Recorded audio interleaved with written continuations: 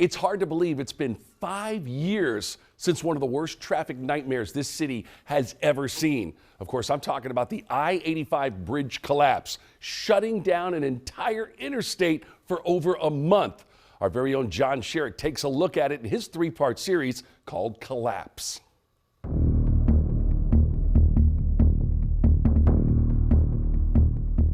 I thought the day was done. I was packing up to go home. So is most everyone in Metro Atlanta. Evening rush hour, spring break starting tomorrow. We were on routine patrol. We were driving north on Piedmont. A producer walked up to me and asked me if I could shoot a car on fire on I-85. About to cross underneath the bridge when we noticed the smoke coming out from underneath the bridge. So I walked out to get my camera, and as soon as I hit the door, I was like, that's not a car fire. Hey, Sarge, they're advising they need 85 northbound shut down. The call, 6:18 p.m. But the fire already raging out of control. The first fire units arrived in 60 seconds flat. It just looked like something out of hell. It really did. It looks like the concrete is burning. How does concrete burn? I hope nobody gets hurt. I hope everyone's okay, but I don't know. We were trying to get rid of the people that were already under the bridge. First responders scrambled to cut off traffic. People driving through the smoke on I-85 and on the Buford Spring Connector. The smoke gets heavier and heavier. The smoke was, it was toxic. I think there's probably going to be an explosion soon. I think that bridge is probably going to go down. Lindsay Varner watched it burn from atop the in-town suites. She knew how bad it was. So did firefighters.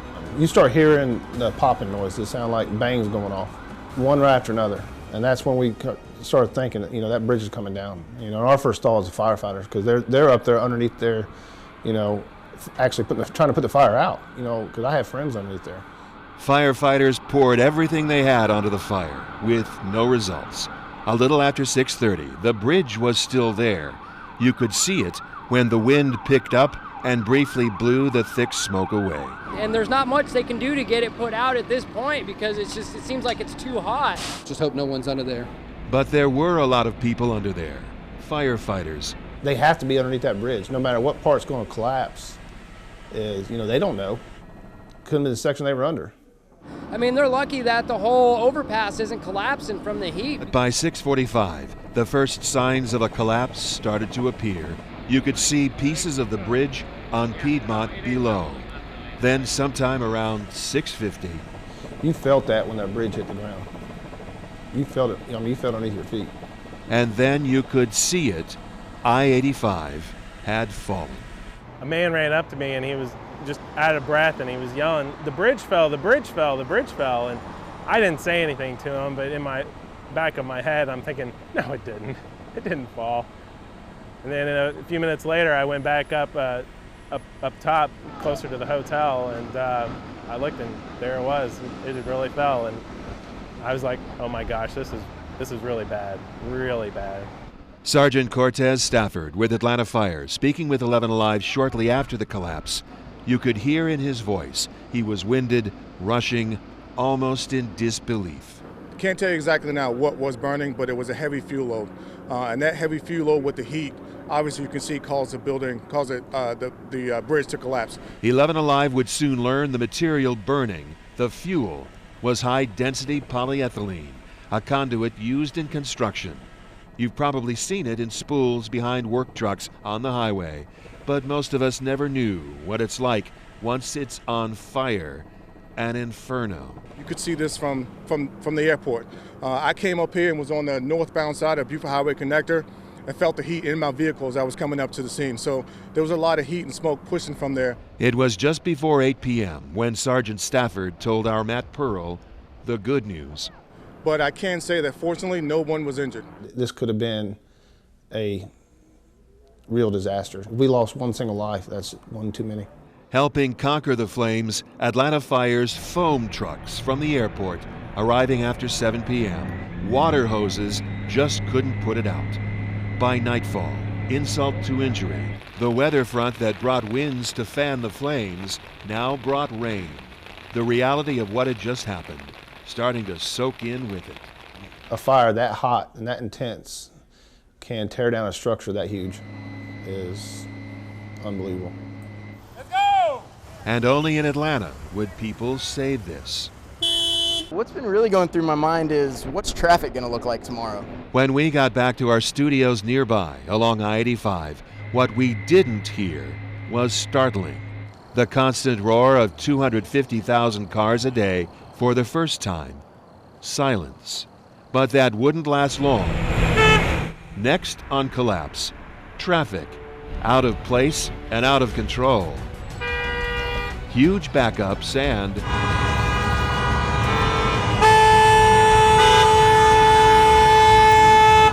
tempers flaring, as hot as the fire.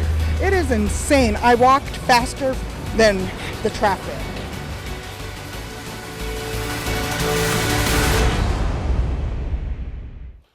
By just the next morning, we could tell that the following weeks were going to become a nightmare. 500,000 commuters had to find alternate routes, and that took them into the neighborhoods. Our very own John Shirek has part 2 of Collapse.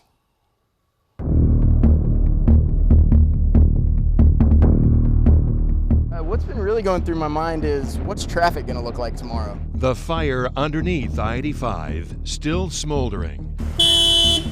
It's all Atlanta can think about. What's it been like? Oh, it's hell. Mega traffic jams materialize instantly. Long backups. By the next morning, tempers hotter than the fire. I mean, that's the best way to put it. So you're expecting your drive to be long? I need to be at work at 8 o'clock. I think at first people really did think this is the end of traveling in Atlanta. If you're coming south... State leaders have to struggle to talk over the car horns at their morning after news conference about this new reality. Everybody has a routine in their life. And for 250,000 people a day, crossing this section of roadway is part of their routine. The fact of the matter, the blunt fact of the matter, is that routine has now come to an end. Well, my message to everyone is get your MARTA maps out. But right away, MARTA parking lots fill up fast. Every spot gone before the morning commute even begins. This is the first, not even on a Falcons game is it full. I guess you park on the side of the road and use MARTA. Get an alternate plan, get a backup to that plan. But as soon as commuters start finding those alternative routes, they fill up, and the city of Atlanta cuts off a lot of them. There is no way that on the city streets of this town we can take interstate traffic and produce detours around this. You're going to have to use the interstate system and the bypass that's already in place. The bypass, I-285. What would we do without it? But even 285 can't replace 85. Rush hour traffic lasts all day long. Drivers who decide not to bypass the broken I-85 bridge find themselves squeezed into the narrow Buford Spring Connector. That's an hour of their lives they'll never get back. I think Buford Spring Connector got the worst of it. A 2-mile stretch, maybe 3-mile stretch of Buford Spring Connector was just jammed every single morning. With options vanishing, drivers buckle in for long commutes, hours every day. Nothing has ever taken weeks and beyond months to repair. When I first saw it, I thought that may be a year to repair that, and that's not good. This is Snow Jam, Snowmageddon without the snow. Worse, and for weeks. Traffic doubles on streets around the collapsed span of I-85. Piedmont, Sidney Marcus, Monroe, Lindbergh, and the one street that chokes to a standstill, Cheshire Bridge. Cheshire Bridge Road, which typically carries about 18,000 vehicles per day, has been pushing in excess of 40,000 vehicles per day since Thursday. I live 1 2/10 miles from here, and yesterday afternoon it took 1 hour and 20 minutes for me to get home. Fred Sipes, owner of Topaz Salon, sees his profits stall along with the traffic. Cannot tell you how much money we lost from cancellations. It is insane. I walked faster than the traffic. Atlanta, a volcano ready to erupt. What else could go wrong? Turns out a lot. Atlanta commuters must feel like the most jinxed in the nation after yet another disruption. In mid-April, a truck carrying benzoyl chloride crashes, causing the whole downtown connector to close for the morning commute. Then I-20 West near Flat Shoals buckles, injuring a motorcyclist. an interstate buckling in the middle of this whole thing, there were visions of Armageddon dancing through my head. But Southern drivers are all about sharing Southern hospitality with fellow commuters for the duration, right? Sometimes not. And there were people passing in emergency lanes. There were people getting impatient. I saw one act of road rage that I thought was it was shouting and fists out of the window that I thought was going to result in something more violent. Fortunately, it didn't. This is Atlanta on its knees, trying to rise up and cope with some dignity, but begging for relief. The original mid-June date for completion might as well be next year. It was just an unbelievable series of events that made me want to leave the city of Atlanta, and I did, to go on vacation for a week and a half, and I needed it because I just couldn't imagine what was going to happen next. Next on Collapse. I do have some great news. Back faster than anyone ever thinks possible. You're seeing some stripes on the road, and they look like they're ready. But is it too fast? My reaction is too soon. I'm old school. It takes time for everything. And Atlanta's traffic demons are not finished yet. It's the rule of the jungle out here.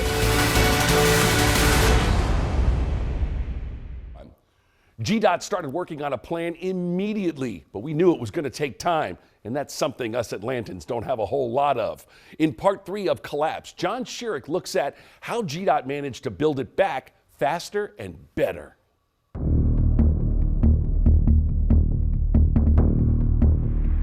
Two weekends after the collapse, I was working overnight shifts, and I went down to the construction site to shoot some video, and they were pouring concrete at 2:30 in the morning.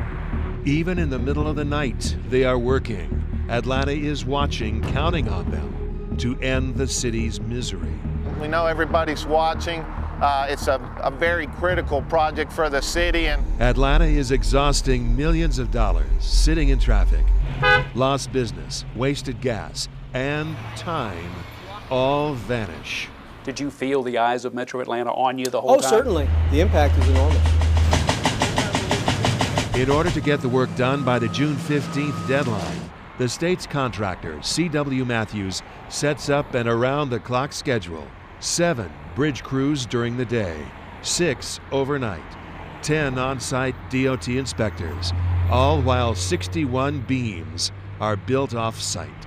biggest challenge on a project like this, the coordination. There's so many factors that could play in delays. One, like I said earlier, is the weather. Think Hartsfield-Jackson International Airport. Just one afternoon thunderstorm can push the entire schedule back 4 days. Everything had to go right to deliver for the timeline we're looking at. Fueling the rush to completion, the payday promise. If C.W. Matthews can finish the bridge by May 15th, they'll collect an extra $3.1 million. Now, how significant is that early completion to all of us? I'm told that the estimated financial impact is about $27 million for having completed it earlier than the original projected completion date. The city, the state, can't afford to wait. By mid-April, the last of the beams arrive, the longest ones that span the entire width of Piedmont Road. Commuters start wondering if this is all moving too fast. I'm old school. It takes time for everything, and that's absolutely too quick. Do you think you have the public's confidence that the bridge is safe? We hope we have the public's confidence that the bridge is safe. We're very comfortable with it. Again, there's been a little more attention to the rapid curing concrete, or what we call accelerated concrete, than it probably deserves. In fairness, the type of cement, it's considered a high early strength cement, is not new. It is very common. We use it in a lot of places. It's not typical to build an entire bridge out of it, and it's simply because it's cost prohibitive. But the gains in time were well worth that expenditure. By early May, after a month stuck, Atlanta can finally see the traffic clearing ahead. I do have some great news. As of rush hour next Monday morning, the Interstate 85 bridge will be completed and will be open for traffic. Everyone wants to believe the governor's hopeful forecast. Many listening to him in their cars on I-85 are skeptical. But the same morning as the governor's press conference, They were repaving the far right-hand side. And it was just total chaos because nobody knew how to exit the interstate. Nobody knew how to merge back on. People were going around barrels. It was just every man for himself out there. Atlanta's traffic demons aren't letting go yet.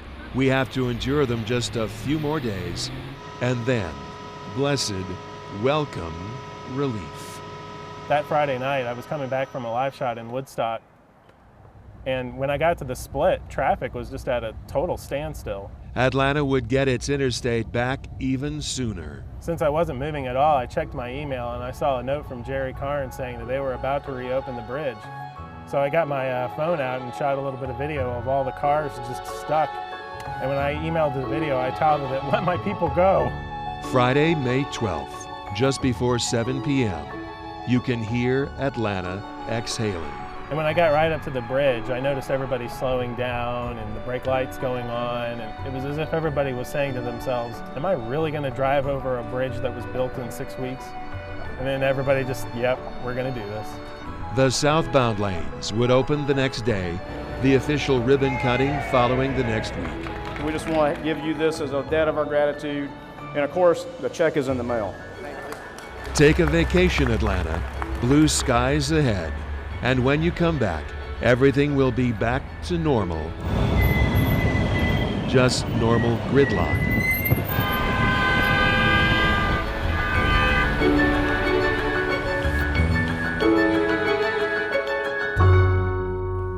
Well, it's hard to say if we've learned any lessons from the I-85 bridge collapse 5 years later. It certainly changed our driving habits, and now with the pandemic still looming, our driving habits continue to change. But of course, we're still going to come into a little bit of a panic anytime we see smoke anywhere near a bridge. Think of Cheshire Bridge. We've lost that stretch of road for several months. Lessons to be learned? Well, we'll continue to find out.